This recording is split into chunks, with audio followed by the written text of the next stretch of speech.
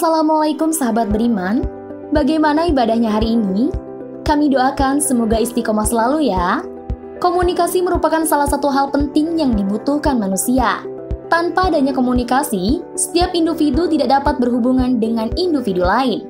Komunikasi dibutuhkan setiap orang untuk berhubungan dengan orang lain atau untuk membuktikan eksistensi diri. Sebelum lanjut ke pembahasan, terlebih dahulu tekan tombol subscribe dan jangan lupa nyalakan lonceng notifikasinya. Beri kami komentar agar kami selalu mengupdate video-video terbaru dari channel Taufik TV. Satu hal lagi, mari tonton video ini sampai selesai supaya tidak gagal paham. Silahkan besarkan volume Anda dan selamat menonton.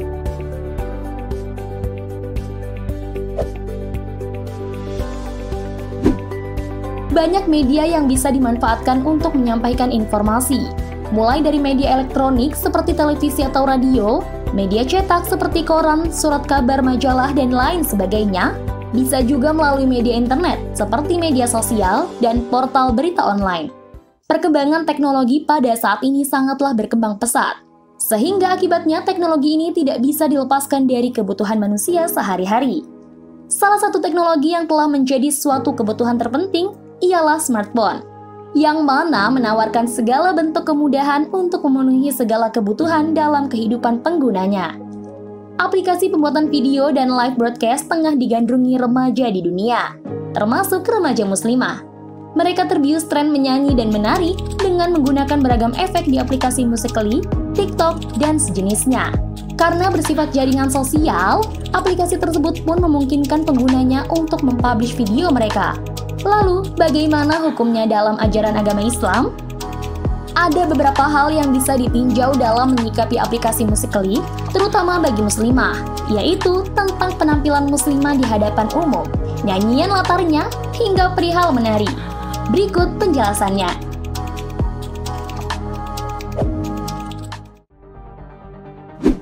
Wanita adalah fitnah. Wanita diciptakan sebagai makhluk yang indah hingga dapat menimbulkan fitnah bagi pria. Rasulullah bersabda, "Tidaklah ada fitnah sepeninggalku yang lebih besar bahayanya bagi laki-laki selain fitnah wanita. Dan sesungguhnya fitnah yang pertama kali menimpa Bani Israel adalah disebabkan oleh wanita." Hadis riwayat Muslim. Karena itulah wanita semestinya menutup segala keindahan di hadapan pria. Tak hanya aurat, lenggak-lenggok tubuh dengan indah ataupun mimik wajah yang lucu pun semestinya dijaga dan tak diumbar publik.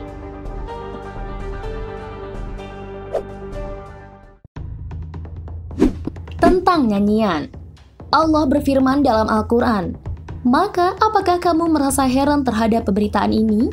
Dan kamu menertawakan dan tidak menangis, sedang kamu samidun. Maka bersujudlah kepada Allah dan sembahlah Dia." Quran Surat An-Najm ayat 59-62. Ibnu Abbas dan Ikrimah menjelaskan ayat di atas bahwasannya samidun bermakna menyanyi, berasal dari dialek Yaman, ismut lama, yang bermakna bernyanyilah untuk kami.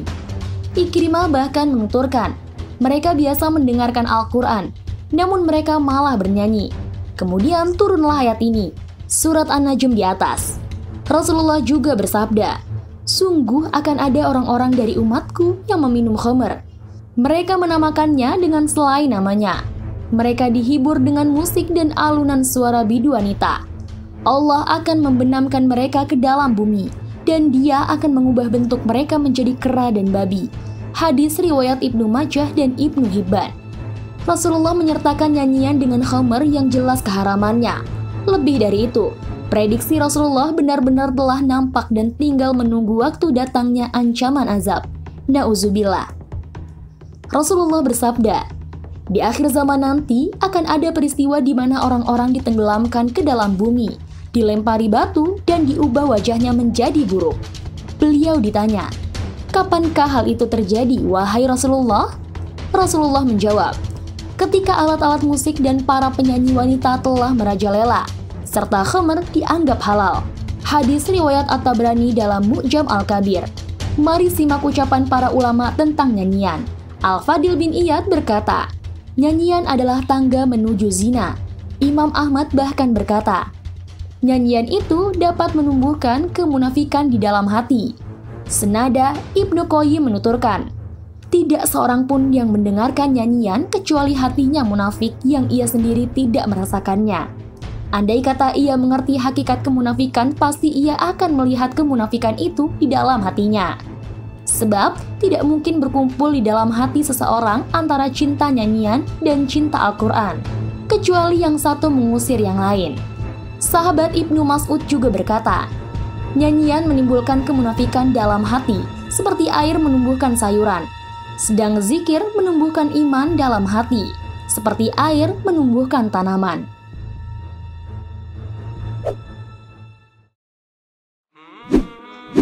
Tentang menari, ulama Hanafiyah, Malikiyah, Hanabilah, dan Al-Qafal dari Syafi'iyah memakruhkan menari atau ar-raqsyu dengan alasan perbuatan tersebut bersifat dana'ah atau rendah, saflah atau kebodohan, menjatuhkan wibawa dan lahun kesia-siaan. Hukum makruh tersebut menjadi haram jika menari dilakukan dengan meniru kaum kafir dengan cara yang menyeleneh dan dilakukan oleh wanita di hadapan non-mahram. Demikian beberapa hal yang perlu disoroti terkait penggunaan aplikasi Musical.ly, TikTok, dan sejenisnya. Sebagai muslimah yang mengaku telah bersyahadat, perkara tersebut tentu bukanlah sesuatu yang dimudahkan, apalagi diremehkan. Sebagai gantinya, bacalah Al-Quran. Sesungguhnya membaca kitabullah adalah hiburan bagi muslimin. Allah wa rasuluhu a'lam. Baiklah sahabat beriman, masih banyak topik yang akan kita bahas. Silahkan subscribe channel kami agar kita bisa lebih dekat dan bisa membahas berbagai topik bermanfaat lainnya. Like bila suka dan unlike saja jika tidak suka dengan video seperti ini. Terima kasih sudah menonton dan sampai jumpa.